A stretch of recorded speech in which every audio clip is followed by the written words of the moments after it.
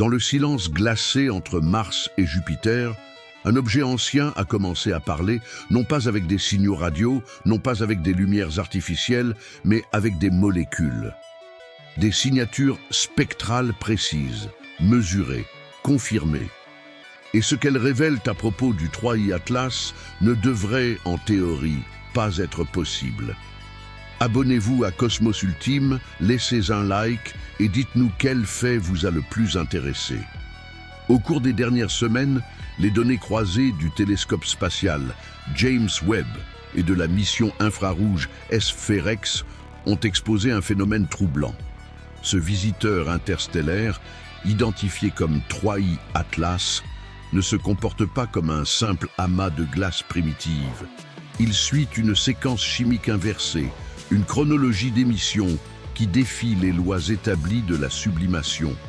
Nous ne parlons pas ici de spéculation romantique, nous parlons de spectroscopie, de longueur d'onde précise, de taux de production moléculaire mesuré en kilogrammes par seconde.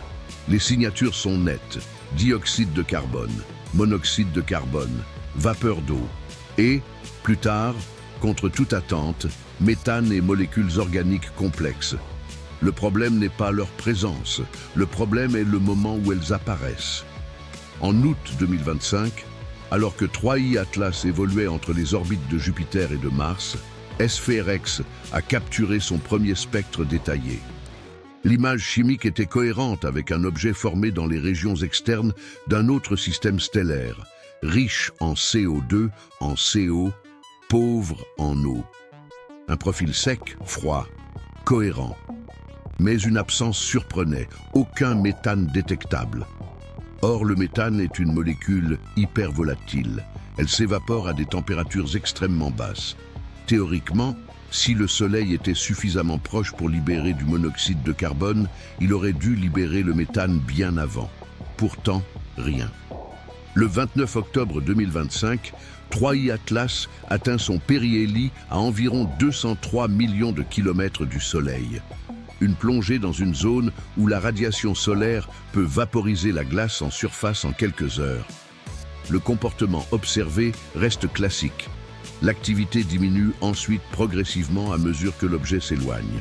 Puis, en décembre 2025, 2 mois après le périhélie, tout change. Les instruments détectent une explosion d'activité, une éruption massive de gaz et de poussière. Eau, dioxyde de carbone, monoxyde de carbone, cyanure, méthanol, formaldéhyde, éthane, et cette fois-ci, en quantité significative, du méthane. Un méthane qui n'était pas là lorsque la chaleur était maximale. Un méthane qui apparaît alors que l'objet se refroidit. C'est cette inversion temporelle qui perturbe la communauté scientifique. La physique de la sublimation est simple en apparence. Plus une molécule est volatile, plus elle s'échappe tôt. C'est une hiérarchie thermique claire. Pourtant, 3I Atlas semble avoir conservé son gaz le plus volatile profondément enfoui, protégé, isolé, comme s'il avait attendu que la chaleur pénètre lentement vers son cœur. Pourquoi ? Les analyses préliminaires indiquent que la concentration d'organique complexe atteindrait jusqu'à 14% par rapport à l'eau. Pour comparaison, la majorité des comètes du système solaire oscillent entre 1 et 3%. Nous ne parlons pas d'une trace résiduelle, nous parlons d'une richesse chimique exceptionnelle. Et ces molécules ne sont pas anodines. Méthane, méthanol, formaldéhyde, cyanure d'hydrogène. Ce sont des briques fondamentales de la chimie prébiotique. Sur Terre, ces composés sont liés au processus métabolique et à la synthèse des acides aminés. Individuellement, chaque anomalie pourrait trouver une explication géochimique rare. Mais lorsque l'on superpose la séquence inversée d'émissions, la concentration organique élevée, l'activité tardive explosive, un motif commence à émerger. Une question impossible à ignorer. Sommes-nous face à un simple objet interstellaire atypique ou à un mécanisme naturel ou intentionnel de transport biologique à l'échelle galactique? Le 3I Atlas n'est peut-être qu'un bloc de glace ancien, mais il pourrait aussi être quelque chose de plus subtil. Un conteneur, un vecteur, une graine cosmique. Et si c'était le cas, cela changerait notre compréhension non seulement de la vie ailleurs, mais de notre propre origine. Car il existe un détail historique troublant. La vie sur Terre apparaît très tôt après la stabilisation des océans, il y a environ 4 milliards d'années, presque immédiatement à l'échelle géologique, comme si les ingrédients étaient déjà prêts ou déjà arrivés. Le 3i Atlas poursuit aujourd'hui sa trajectoire vers les confins du système solaire. Chaque jour d'observation compte, chaque spectre capturé est unique. Et au milieu des données, des chiffres et des modèles thermodynamiques, une interrogation silencieuse persiste. Et si le cosmos ne se contentait pas de produire la vie? Et s'il la distribuait? Pour comprendre pourquoi le méthane du 3i Atlas bouleverse autant les modèles actuels, il faut revenir à une notion fondamentale, la thermodynamique des glaces cosmiques. Un noyau cométaire n'est pas une sphère homogène, c'est une archive, une stratification de glace, de poussière et de composés carbonés accumulés lors de la formation d'un système stellaire. Chaque couche correspond à une température de condensation différente.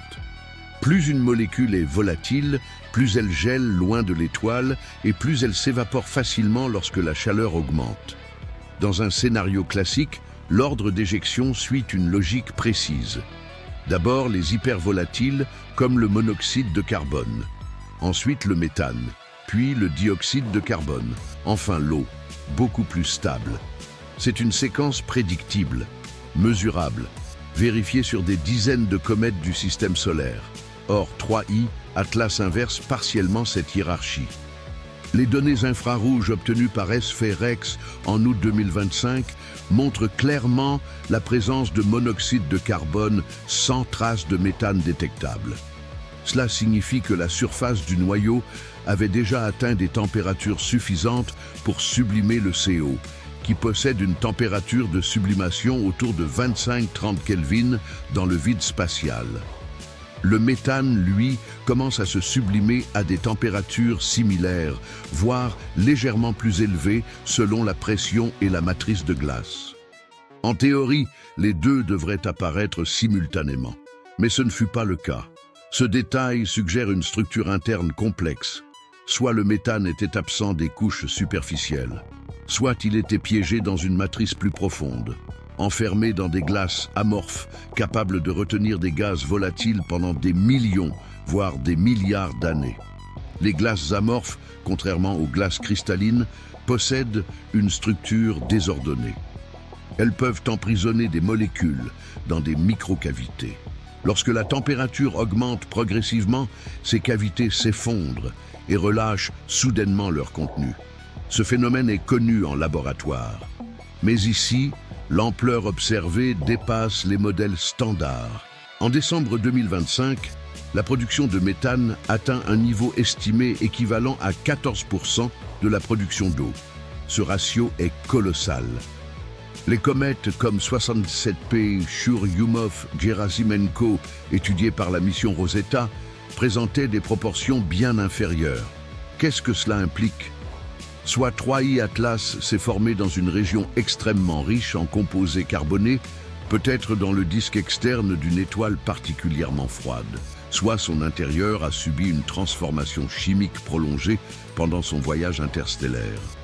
Car n'oublions pas, cet objet a traversé l'espace interstellaire pendant probablement des centaines de millions d'années, exposé aux rayons cosmiques galactiques, bombardé par des particules énergétiques capables de transformer des glaces simples en molécules organiques plus complexes par radiolyse.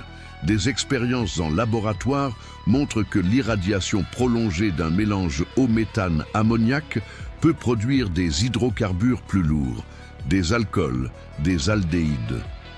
En d'autres termes, une chimie prébiotique active. Cela pourrait expliquer l'abondance de méthanol et de formaldéhyde détectés. Mais il reste une question cruciale. Pourquoi la libération massive survient-elle 2 mois après le périhélie? La réponse possible réside dans la conduction thermique. La chaleur solaire ne pénètre pas instantanément dans un noyau cométaire. Elle diffuse lentement, millimètre par millimètre, selon la conductivité thermique du matériau. Si 3i Atlas possède une croûte isolante épaisse, composée de poussière compactée et de résidus carbonés, le front thermique pourrait mettre des semaines à atteindre les couches profondes riches en méthane. Ce scénario expliquerait le délai.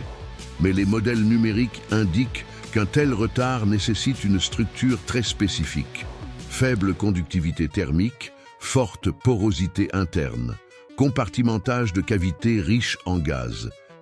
Autrement dit, une architecture interne étonnamment organisée.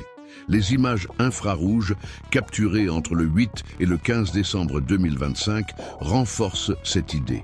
Elles révèlent 6 jets distincts émanant du noyau. Non pas une diffusion uniforme, mais des panaches directionnels. Certains chargés de poussière grossière, d'autres dominés par des gaz légers. Les jets cométaires ne sont pas inhabituels. Mais leur configuration ici intrigue. Ils semblent provenir de régions spécifiques, presque comme si certaines zones internes contenaient des réservoirs distincts. Ajoutons un autre détail, la taille des particules éjectées. Les observations montrent la présence de fragments de plusieurs millimètres, voire centimètres. Des grains trop massifs pour être simplement soulevés par la pression de radiation solaire. Cela suggère des ruptures internes brutales. Des fractures provoquées par une pression accumulée sous la surface. Dans un noyau riche en gaz piégé, l'augmentation thermique peut créer une surpression interne. Lorsque la résistance mécanique cède, une éjection explosive se produit. C'est cohérent. Mais c'est rare à cette intensité. À ce stade, la science propose plusieurs explications naturelles plausibles.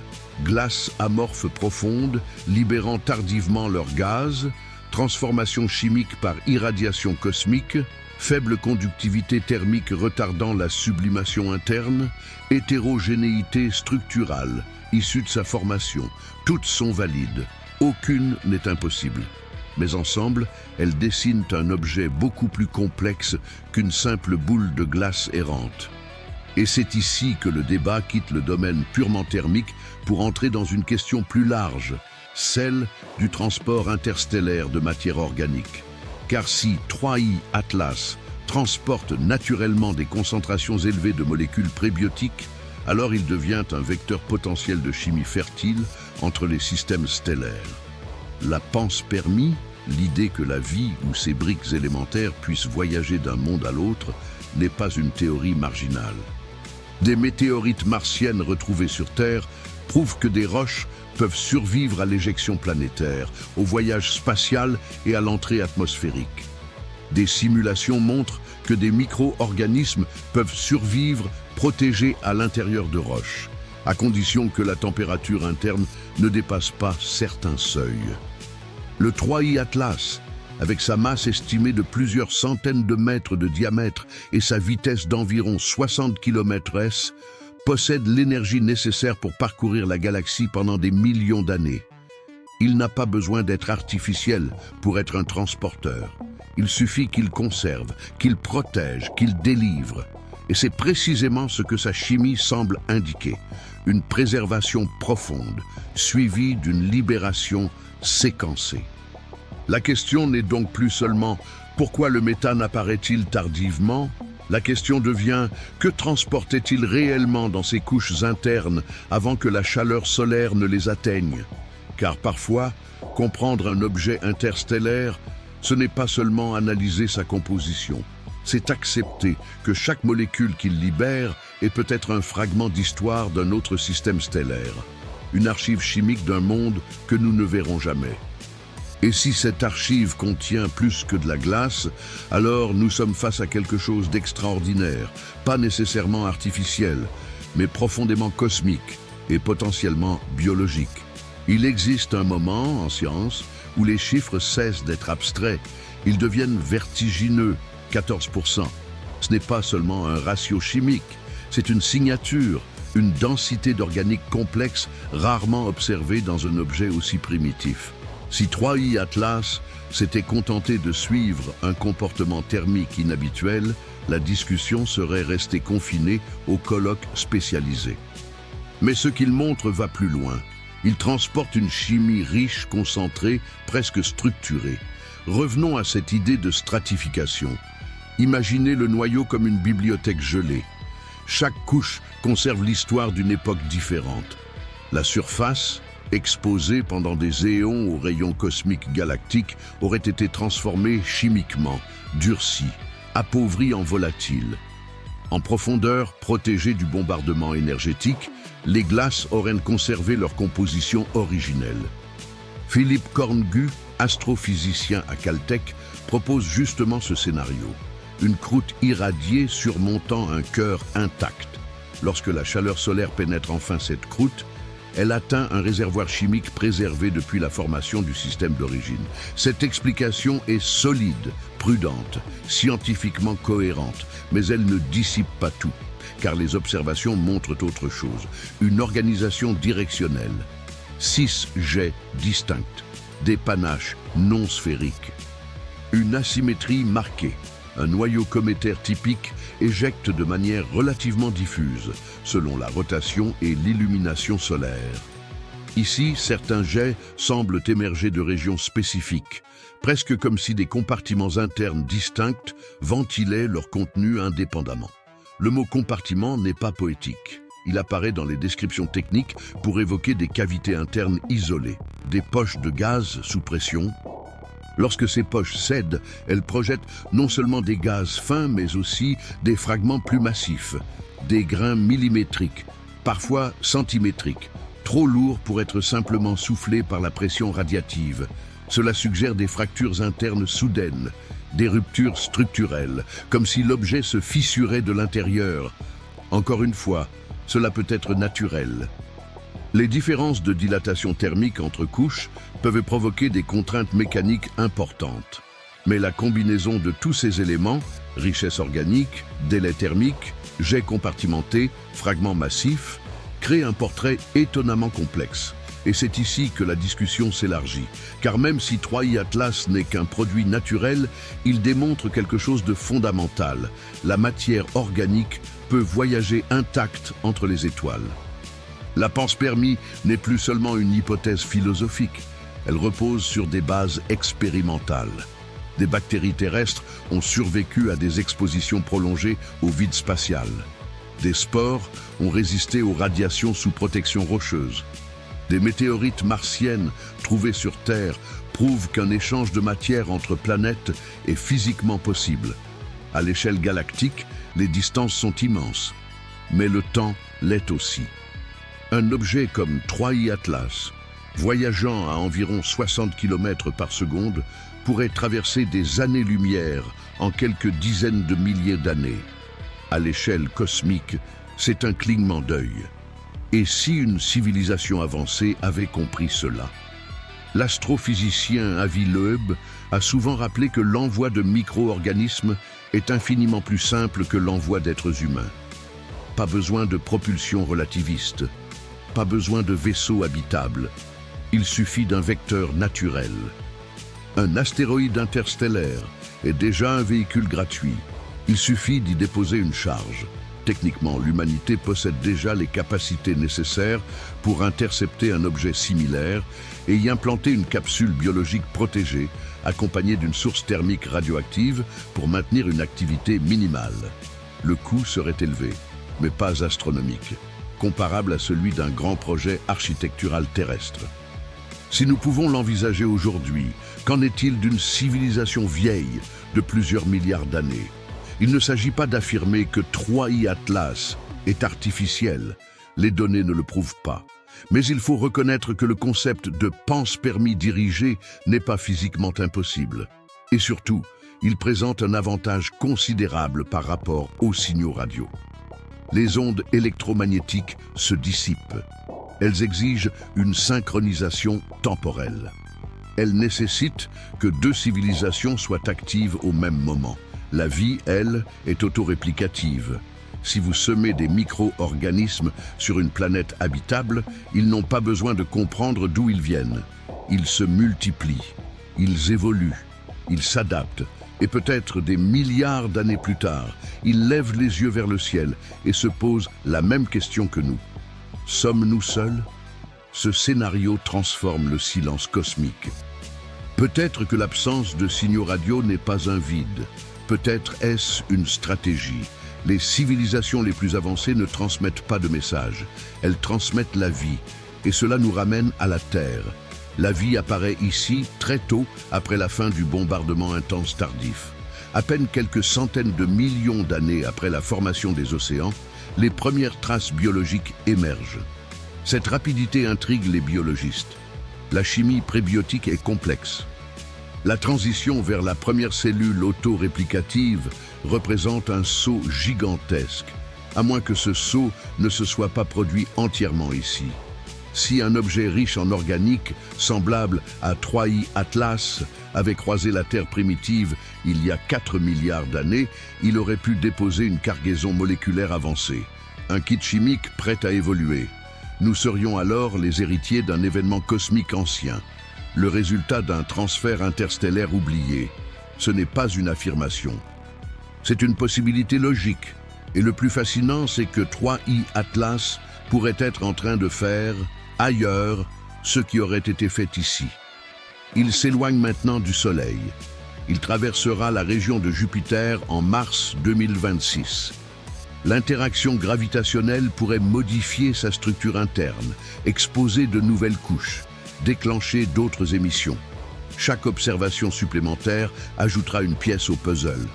Peut-être que tout s'expliquera par la géophysique. Peut-être que les modèles thermiques suffiront. Mais même dans ce cas, une conclusion demeure. La galaxie n'est pas chimiquement stérile, elle est fertile. Les briques de la vie circulent, elles voyagent, elles attendent. Et parfois, lorsque la chaleur d'une étoile les réveille, elles s'échappent sous forme de panaches invisibles à l'œil nu, mais parfaitement lisibles par nos instruments. 3I. Atlas n'est peut-être pas un messager conscient, mais il est indéniablement un porteur. Un fragment d'un autre monde, un témoin d'un autre système solaire, une archive qui traverse le vide depuis des temps antérieurs à l'apparition des premiers organismes terrestres. Et si nous savons écouter les molécules, peut-être entendrons-nous l'histoire qu'ils transportent. Le 3I Atlas poursuit maintenant sa trajectoire vers l'obscurité interstellaire. Il s'éloigne du Soleil, sa luminosité décroît, ses jets se dissipent lentement dans le vide. Mais les données qu'il a laissées derrière lui, elles, ne disparaîtront pas. Récapitulons.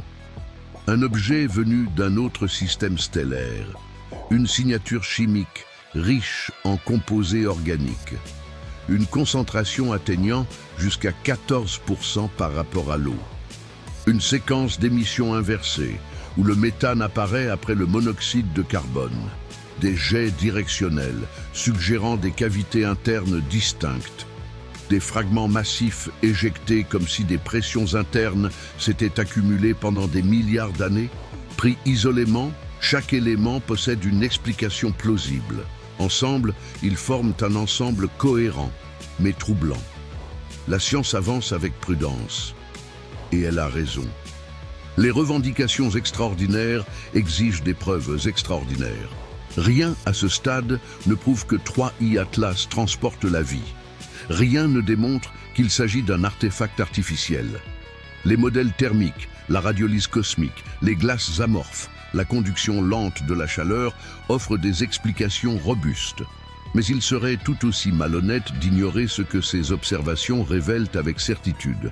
La matière organique complexe peut survivre à des voyages interstellaires. Elle peut rester piégée pendant des milliards d'années.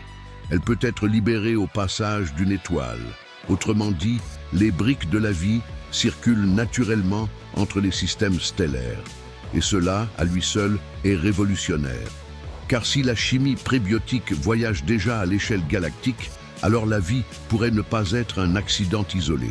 Elle pourrait être un phénomène distribué, diffus, persistant.